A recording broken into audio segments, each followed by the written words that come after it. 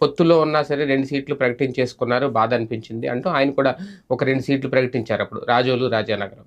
అయితే ఇప్పుడు మండపేట సీటు మార్చబోతున్నారా చంద్రబాబు నాయుడు గారు? ఎందుకంటే అభ్యర్థుల పేర్లు ప్రకటించిన తర్వాత కూడా ఐవీఆర్ఎస్ సర్వేలు నిర్వహిస్తున్నారు. ఆ సర్వేల్లో ప్రకటించిన అభ్యర్థికి మీద స్థానికంగా ప్రజలు సంతృప్తికరంగా లేరు అని అనుకుంటే గనక అభ్యర్థిని మార్చే ఆలోచన చేస్తున్నారంటే ఇప్పుడు ప్రస్తుతం మండపేటలో అదే పరిస్థితి చోటు చేసుకుంది అనేది. ఎందుకంటే స్థానికంగా అక్కడ ఉన్న ఎమ్మెల్యే వేగుల జోగేశ్వరరావు 15 ఏళ్లుగా ఎమ్మెల్యేగా కొనసాగుతున్నారు. హ్యాట్రిక్ కొట్టిన ఎమ్మెల్యే ఇప్పుడు 4వసారి కూడా గెలుస్తామని ధీమా వ్యక్తం చేస్తున్న నేపథ్యంలో తోట త్రిమూర్తులు అక్కడ ప్రత్యర్థిగా ఉన్నారు. వైసీపీ నుంచి ఎమ్మెల్సీ ఆయన ప్రస్తుతం వైసీపీ అభ్యర్థిగా కూడా ప్రకటించింది. ఈ నేపథ్యంలో తాజాగా ఒక సర్వే మాత్రం తెలుగుదేశం పార్టీ నిర్వహించుకున్న సర్వేలో వేగుల జోగేశ్వరరావుకి తక్కువ ఓట్లొచ్చినాయి అంట. అంటే బలమైన ప్రత్యర్థి ఉన్నారు కాబట్టి తోట త్రిమూర్తులు గెలిచే అవకాశాలు ఎక్కువ ఉన్నాయని చెప్పి ఆ సర్వే చెబుతున్న